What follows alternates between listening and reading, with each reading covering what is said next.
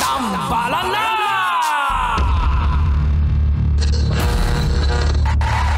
Ang tambalang kumikinang. Nicole Ayala and Diego Bandido.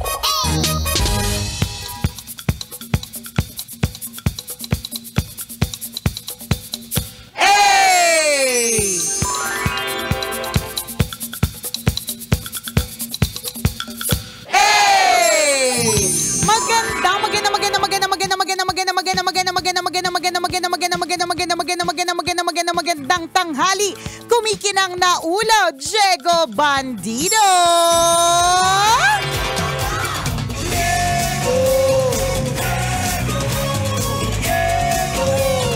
Go, Diego, go!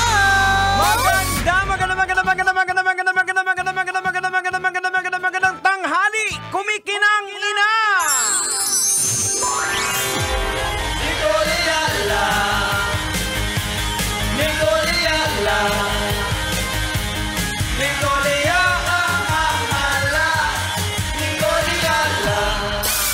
Dear Nicole and Diego!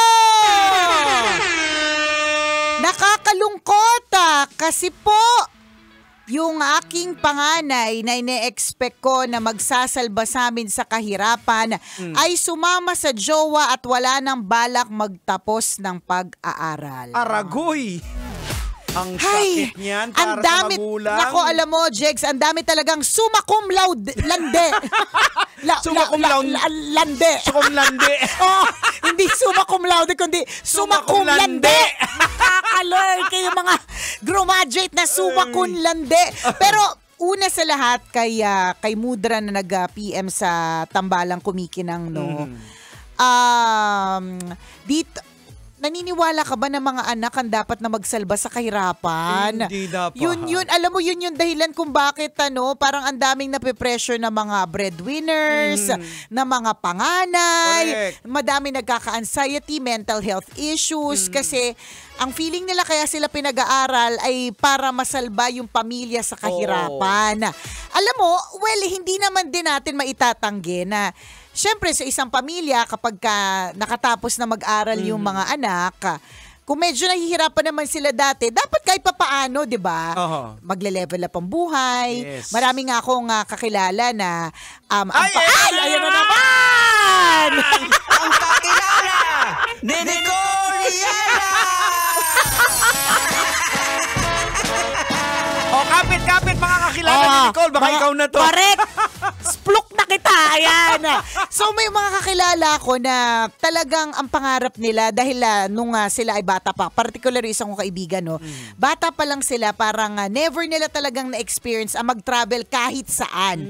Kahit medyo malapit na syudad, anywhere.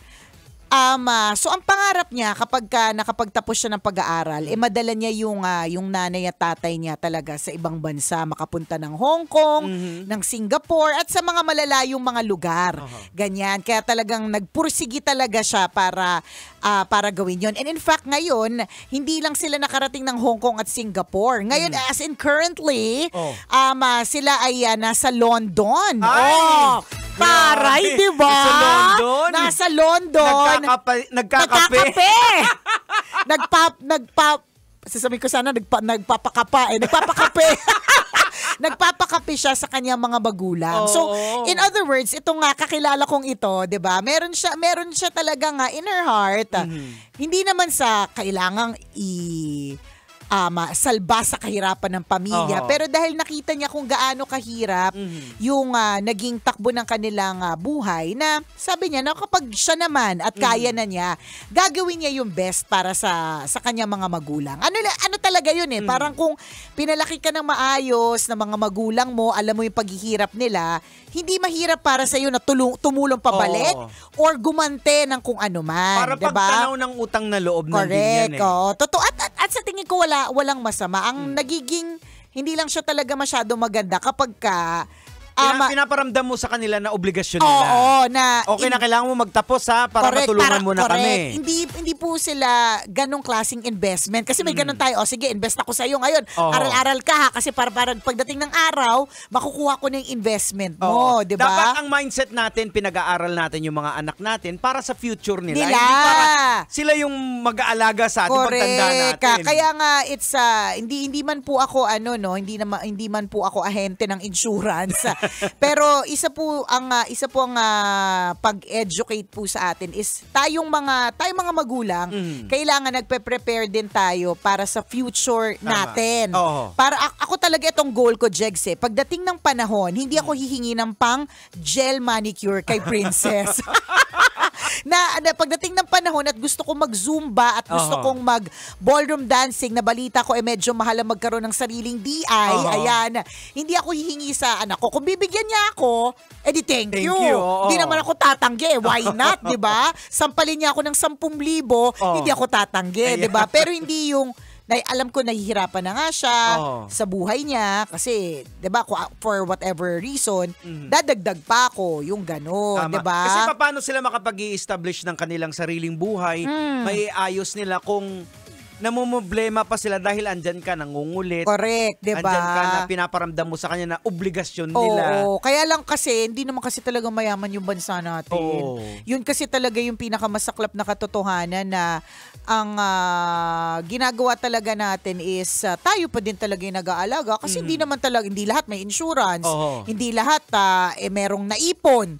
Kasi paano ka mag-iipon, 'di ba? Ang liit na nga ng sweldo, kulang na kulang, hindi naman umaangat, ang dami pang gastos, kaya 'di ba? Kailangan natin baguhin yung mindset natin Mindset lang yan. Ang mindset is kapag kulang po ang sweldo, maghahanap ng mga ekstrang mga paraan para kumita ng pera. 'Di ba? O di naman kaya pakabait ka. Kasi parang feeling ko pag mabait kang tao, hindi ka mahirap tulungan, hindi ka mahirap abutan. Tama. Pagka nangailangan ka, hindi ka tatanggihan, 'di ba? Hindi yung magsusungit ka pa, hindi ka pa mabait. Nako, nakakalurke. So mindset mo dapat mabait ka para mabilis kang pautangin, 'di ba? Mga ganon. Kaya kami ramdam din natin yung yung mga kabataan, yung mga anak na talagang parang stress dahil actually papunta pa lang sila sa kanilang pangarap, parang tinatamad na sila kasi parang walang papupuntahan yung pangarap nila kasi nga hihilahin sila dito pababa. Oo, 'di ba? Na ang masaklap na katotohanan talaga, Jegs, is that hindi naman talaga nila pwedeng pabayaan. Yun din talaga.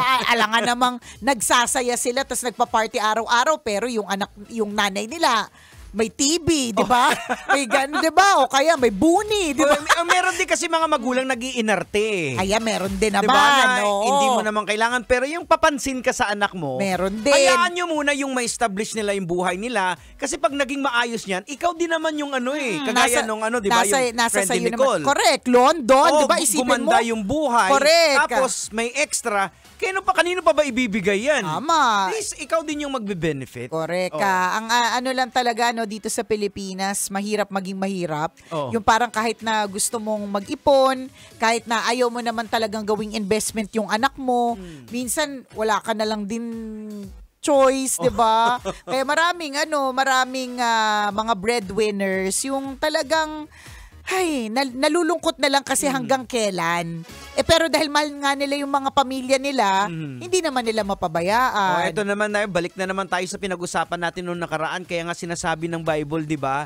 Makikipaghiwalay ka doon sa magulang mo pag nag-asawa ka na. Kasi para maitayo mo yung pamilya mo. Yun na yung yun na yung first priority mo. Yung pamilya nga itatayo mo. Now, pag maayos na yung pamilya mo, pag may sobra ka na, saka mo balikan yung parents mo, di ba? True lalo at walang halong eklabo. Kaya tayo mga magulang, idasal lang talaga natin na hindi tayo magkaroon ng mga sakit na matindi na tayo po'y aalagaan. Yan, wag din natin abusuhin yung mga sarili natin. Ayan, di ba? Kasi magiging pabigat tayo sa mga anak natin. Kawawa yung buhay nila Totoo. Hindi syempre lahat po tayo, ang pangarap po natin sa mga anak natin na makapag-asawa po sila ng mga mayayaman na maraming kotse, di ba? Kaya lang, hindi Marami po kasing may itsura na walang pera.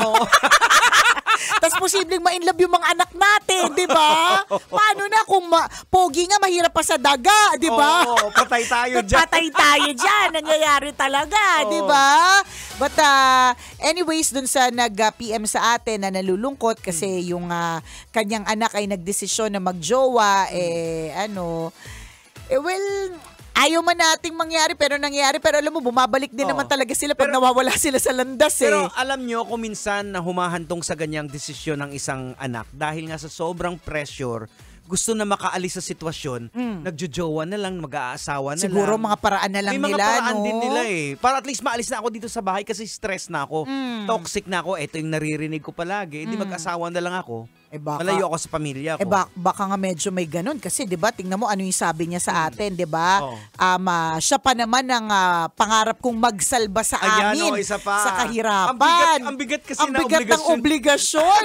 hindi man lang ano ba 'yun, maging kahit papaano nakaluluwag-luwag o kaya yung nakakapag-grocery na hindi tinitingnan yung presyo. Hindi salba sa kahirapan talaga. Iangat mula sa laylayan. Ganon talaga Dapat ang mensahe natin sa mga anak natin na, anak, ayaw naming maranasan yung naranasan mo dati. Kaya pagbutihan mo para gumanda yung buhay mo. Actually, kaya nga rin ako nabibilib dun sa mga magulang na ang inuuna talaga nila ay edukasyon ng kanilang mga anak. Kasi totoo yun it's important na bigyan natin na maayos edukasyon yung mga anak natin para pagdating ng panahon, may laban din sila. Para po sa kanila dapat, hindi para sa atin. Hindi, para po sa kanila. Kasi tayo, matanda na tayo Madami na din tayong dinaanan sa buhay. Pero alam mo, gets ko rin, yung kapag sinasabi na intindihin natin yung mga magulang kasi ngayon lang din sila nabubuhay. Meron ako nabasa na gano'n na ngayon lang din sila nabubuhay. Kasi minsan parang kurning-kurni tayo or inis na inis tayo din sa mga magulang natin na parang, ano ba yan si mama? Picture ng picture sa sa tabi ng puno? Aba, ngayon lang nakakita ng puno ng Tagaytay, di ba? Pero sa totoo lang, ngayon lang nila ngayon nagagawa. lang din nila talaga nagagawa. Bakit? Kasi inalagaan kanila ng maraming taon. So wag kang makornihan kung nagpapapicture sila sa tabi ng basurahan ng Korea, di ba? Kasi ngayon lang din nila na live yung kanilang life na, ganito pala yung makakita ng Tagaytay, 'di ba? Kasi tingnan mo katulad nung kaibigan ko, 'di ba? All her life, never silang nag-travel kahit sa pinakamalapit na bayan. So, ibig sabihin, pag nagsisimba sila, doon lang sa lugar nila, hindi talaga sila nakakalayo. 'Di ba? Ganun kahirap na sobrang tindi nung kanilang kakulangan ng budget. Kaya yung mga magulang nila never din na-experience. Kaya intindihin po natin yung mga magulang natin na parang wala namang kaanggu-anggulo. Pagbigyan nyo lang. Hayaan nyo na. Kasi gustong-gusto nila yung mga picture na ganyan. Kahit hindi mo magets, minsan naiirita ka pa. Bawa, nasa travel. Bagal naman nating maglakad. Saan ba si mama? Saan ba si papa? Ay, nagpapapicture sa puno. Bakit? Ngayon lang ba sila nakakita ng puno? Alam mo, magugulat ka sa sagot? Oo. Ngayon lang nila natitigan ng isang puno. Na-appreciate. Kasi correct. Sa sobrang busy nila. Yung TOB nila is kinakailangan laging may maidala akong pagkain sa pagkainan. Correct. Kinakailangan kumayod. Correct, Wala diba? silang me time. Wala silang time to smell the flowers. Yan. 'Di ba? Kaya kung magpapapicture sila sa mga bulaklak, 'di ba? Hayaan mo lang sila. Kasi ngayon lang nila nananamnam yung bulaklak. Parang ganito lang ang analogy yan Halimbawa, pag ikaw nagda-drive, ikaw yung driver, hindi mo napapansin yung mga bagay-bagay kahit araw-araw mo na dadaanan. Pero pag ikaw yung pasahero, hala, meron pa lang dito. May building pala dyan. Oo. Ay hala, may tumatawid. Ang ganda nyo, di ba? Diba? Ayun, parang ganon. Kasi sila, panay drive sila sa buhay, hindi nila nakikita, hindi nila na-appreciate nyo. May magaganda pala. So, nung naging pasahero na sila, may taga-drive na, na-appreciate na ang ganda pala ng building na to. At ninanamnam nila. Diba? So, mahirap, pero we try to balance it, mga kabisyo. So, but anyways, mabuhay pa rin, bukod sa mga estudyante, no? Mabuhay ang mga magulang na ine-effortan nila yung kanilang mga anak para magkaroon ng maayos na kinabukasan. Para diba? naman doon sa sa nanay na nag-message sa amin na siguro nanay instead ipag-pray mo yung anak mo. Ayan, na maging maayos yung buhay correct niya. At malay natin, baka gumanda nga yung buhay, babalikan din kayo niyan. Totoo, hindi naman na imposible, lalong-lalo na kung naging maganda naman yung treatment ninyo sa isa't isa, maayos naman ang inyong relationship. Nagkakaroon lang talaga minsan ng mga diskarel. May season lang din talaga na naging suwail kami. Correct. Naman! hindi mo pa natatapos yung tanong, oo agad. Hindi ko i-deny yung pagiging suwail. 'Di ba? Ang bait-bait na nanay ko niyan, 'di ba? Ganun talaga, nagkakaroon ng season pero babalik din, 'di ba? And speaking of season, it's the season of reopening. Bukas ay reopening ng Mayet de la Rosa Fine Jewelry Branch in Robinson's Magnolia. Ayan, nandiyan ako bukas, dyan. correct. Punta kayo. Nandiyan kami bukas sa around 12 noon. Basta dire-diretso naman po 'yan, meron po mga freebies. Yan. And discount. Oras natin, 12:39. Ako pong kumikinang na ulo, Diego Bandido. At akong kumikinang ina mo, Nicole Liala. Kailangan pa bang i-memorize yan? Basic!